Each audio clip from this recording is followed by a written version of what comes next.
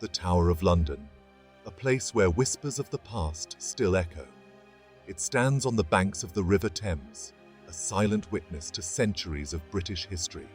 Today, it is a UNESCO World Heritage Site and a popular tourist destination. The tower's story begins with the Norman conquest of 1066.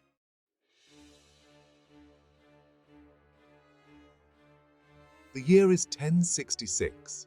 William the Conqueror, Duke of Normandy, has just invaded England and triumphed at the Battle of Hastings.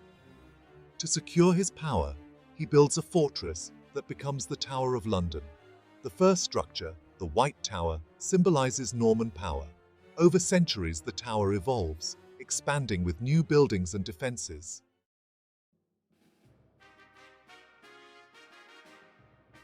In its early days, the Tower of London was a lone sentinel on the Thames. It secured William the Conqueror's hold on England, symbolizing Norman might. The White Tower, built from Kentish ragstone, housed vigilant soldiers. It was a place of power where William received nobles and dispensed justice. The tower was the heart of Norman England.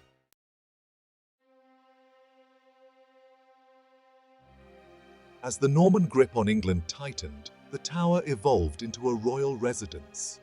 Kings, including William the Conqueror, sought solace within its walls. Luxuries appeared, and the tower's kitchens produced banquets fit for a king. Musicians and storytellers entertained the court, adding an air of opulence. The tower began to accumulate its rich tapestry of stories and secrets.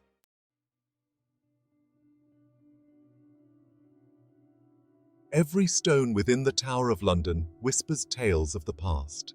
The air crackles with untold stories, and the tower holds its secrets close. Whispers of secret passages and hidden chambers abound. One tale speaks of a hidden treasure protected by a curse.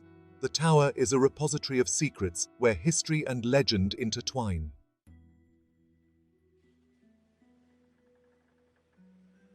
As the Middle Ages took hold, the tower became synonymous with imprisonment and execution. The crown's enemies found themselves within its walls, stripped of freedom. Ranulph Flambard, the first recorded prisoner, managed a daring escape. The tower held men, women and children accused of various crimes. It became a place of fear, a stark reminder of the monarchy's power.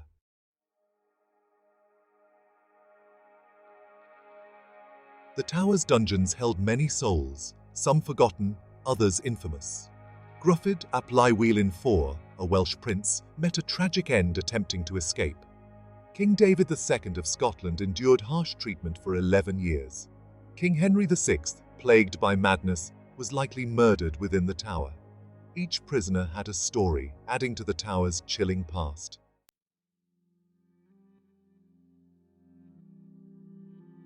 The Tower of London constantly evolved to meet the needs of its time. The Beauchamp Tower housed famous prisoners, its walls etched with graffiti.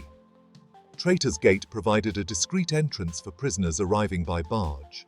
The White Tower's spacious chambers were subdivided into cells. The tower transformed into a formidable fortress by the end of the Middle Ages.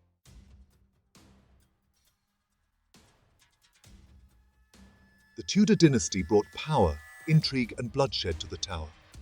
Henry VII and Henry VIII used the tower to consolidate power and execute enemies.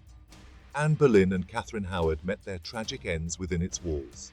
The tower became a stage for Tudor political dramas. The Tudor era cast a long shadow over the tower, shaping its grim reputation. Anne Boleyn. Her name is synonymous with the Tower of London. She was Henry VIII's second wife.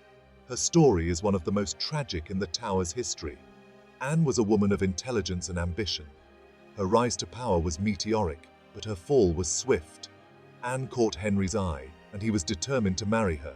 This led to England's break from the Catholic Church. Anne was crowned queen in 1533. She failed to produce a male heir. She gave birth to a daughter, the future Queen Elizabeth I. Anne was arrested in 1536 and imprisoned in the Tower. On May 17, 1536, she was beheaded on Tower Green. Anne Boleyn's story is a stark reminder of the Tower's role in political intrigue and personal tragedy. The Tudor dynasty's grip on the Tower of London was absolute. It was a tool of their power, a place to silence enemies and consolidate rule. The tower's reputation as a place of dread spread throughout the land. It became a powerful deterrent to challengers. Henry VIII imprisoned and executed wives. Catherine Howard was beheaded on Tower Green. Many faced years of confinement. The tower also held religious prisoners. The Reformation brought religious upheaval. Nonconformists were imprisoned. Thomas More refused the oath of supremacy. He was executed for treason. The Tudor dynasty left an indelible mark on the tower's history. It cemented its reputation as a place of fear and execution.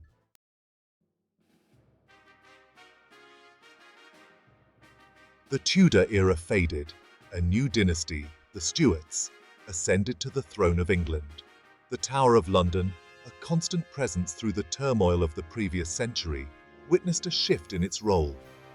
The Stuarts, while not shying away from imprisonment and execution, used the tower less frequently as a tool of royal terror. King James I, the first Stuart king, was a scholar. He was more interested in theological debate than in bloodshed. He preferred to deal with his enemies through diplomacy or exile. The tower, under his reign, saw a decline in the number of high-profile prisoners. However, the tower's association with imprisonment and execution did not disappear entirely. Guy Fawkes, a name synonymous with gunpowder, treason, and the infamous Gunpowder Plot of 1605, found himself imprisoned in the tower after his plot to blow up the Houses of Parliament was foiled. The Gunpowder Plot sent shockwaves through England. It reignited fears of Catholic conspiracies against the Protestant monarchy. The tower, once again, became a focal point for anxieties about national security and the power of dissent. James I's son, Charles I, would reignite the use of the tower for political prisoners during his tumultuous reign. His clashes with Parliament and his attempts to impose a more absolutist rule led to the English Civil War, a conflict that would once again see the tower drawn into the heart of national unrest.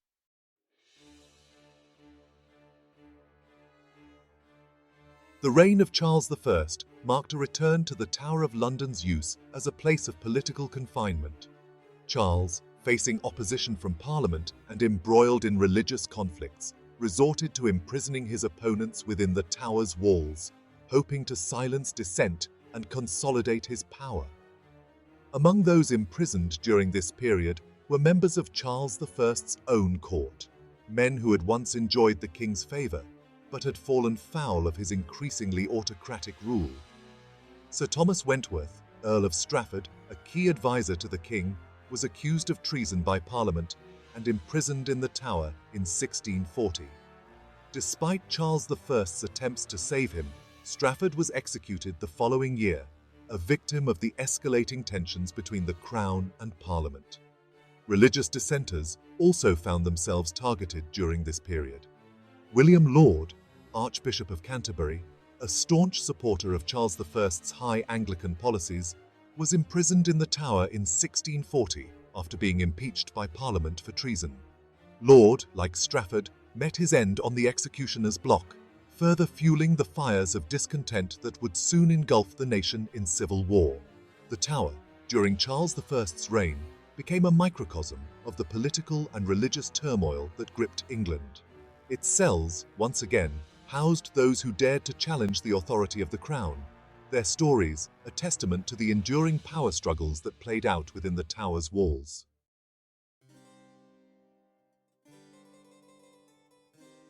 The English Civil War, which spanned from 1642 to 1651, marked a significant turning point in the history of the Tower of London.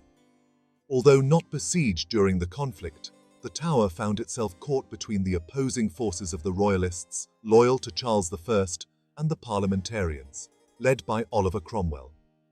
The Tower's symbolic importance as a repository of royal power made it a strategic target, and its control was fiercely contested.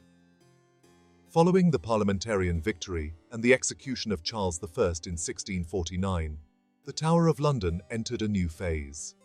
The monarchy was abolished, and England became a republic under the leadership of Oliver Cromwell. The tower, no longer a symbol of royal authority, was repurposed to serve the needs of the new regime. Cromwell, recognizing the tower's strategic importance, strengthened its defenses and used it primarily as a prison for royalist sympathizers and other political opponents. The tower's association with imprisonment and execution continued, albeit under a new ideological banner. However, the tower's role as a place of royal residence had come to an end. The grandeur of the Stuart court, which had once graced its halls, was replaced by the austere practicality of Cromwell's republic. The tower, stripped of its royal trappings, took on a more utilitarian aspect, its primary function now one of security and confinement. The English Civil War ended, the monarchy was restored. Charles II took the throne.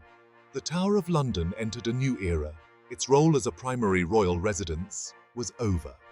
The tower remained a potent symbol of royal authority. Charles II ordered repairs and renovations. The tower's role as a prison continued. The focus shifted towards common crimes. The 18th century saw a growing fascination with the tower's history. Visitors flocked to see the tower's grim attractions, the execution site on Tower Green, and the instruments of torture. The tower was transforming into a site of historical curiosity.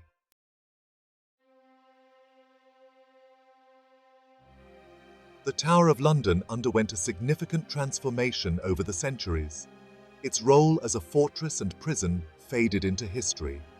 The tower embraced a new purpose as a guardian of history, a living museum. By the 19th century, public interest in its history had grown. Authorities began to embrace its historical significance. Exhibits were created and tours were offered. The Yeoman Warders, or Beefeaters, became storytellers. Their Tudor-style uniforms became iconic symbols. The crown jewels became a major draw for visitors. Other artifacts offered a tangible connection to the past. The Tower of London became a national treasure, a symbol of England's enduring history.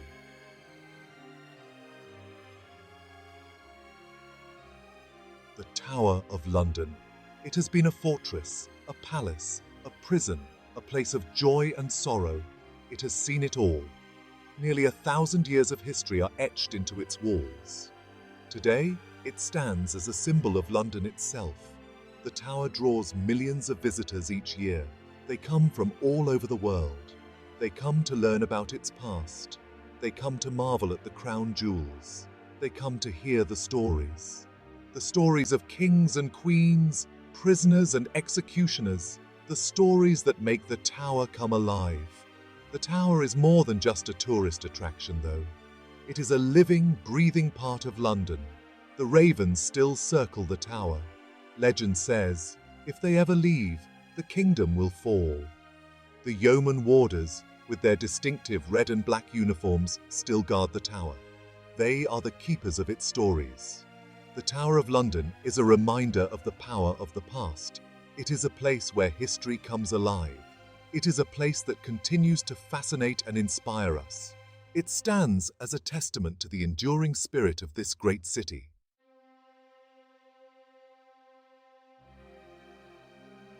The Tower of London's story is not finished. It is still being written. Every visitor who walks through its gates, every child who hears its stories, adds to its legacy.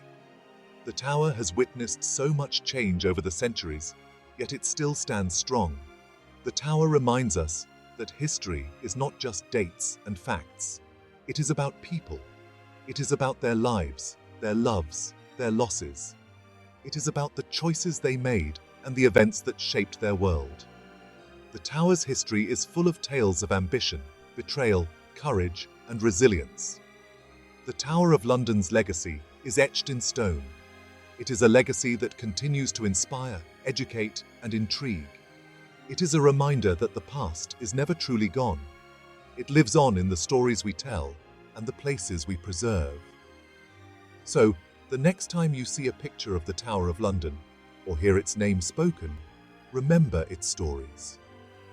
Remember the people who walked its halls, both the powerful and the powerless. Remember that the tower is more than just a building. It is a symbol of the enduring power of history.